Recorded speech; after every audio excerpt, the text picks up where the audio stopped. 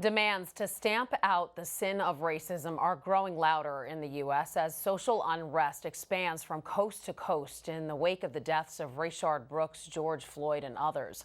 And what happens here can affect our relationships with other countries worldwide. Here to talk about that is Professor Travis Adkins from Georgetown University's Walsh School of Foreign Service. And Professor, so what kind of impact does racial injustice here in America have on our dealings with countries around the world?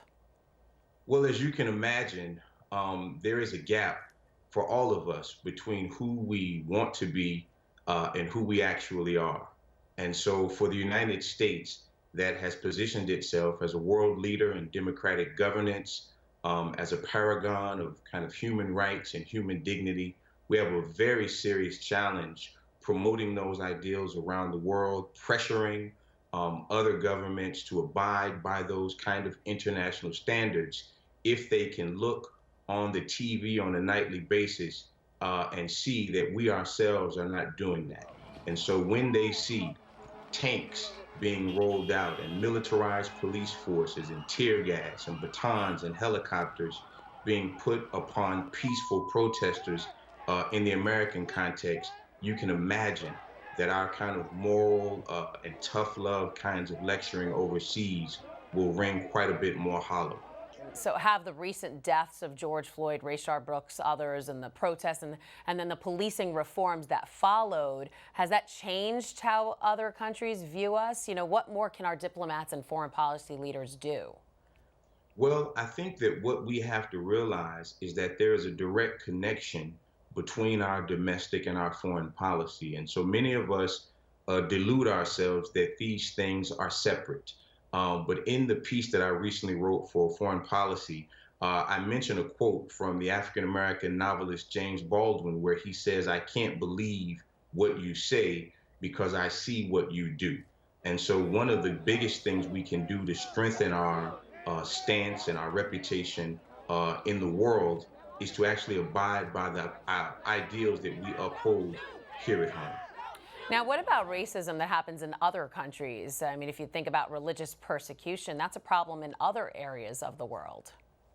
Yeah, absolutely. We have no monopoly on those things. And I think that that is kind of widely understood. But what we have been saying abroad is that we are an example of how you can overcome those challenges. And so when you look at the promises of our Constitution, when you look at the validity of the American social contract, there is always this notional belief that we have a system that will allow us over time to conquer these kinds of societal ills. But I think that one of the problems that we have is that when it comes to the African American community specifically, this problem is so enduring, it's so long-standing, it's so filled with brutality and repression that it becomes very difficult to just sweep it under the rug as a bygone issue.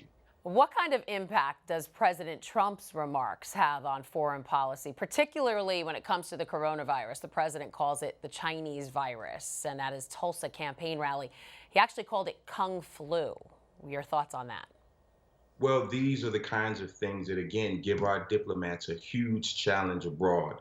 And so, as we know, all of our ambassadors all over the world are representatives of our government, but specifically representatives of the messaging and policies of the current administration.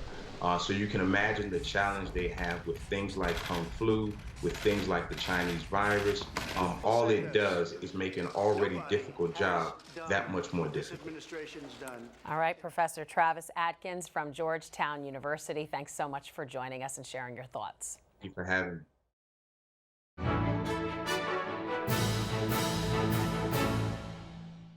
If you're watching Currents News on YouTube, be sure to hit the subscribe button and then click on the bell to get instant updates about all of our newest content, because we are putting your faith in the news.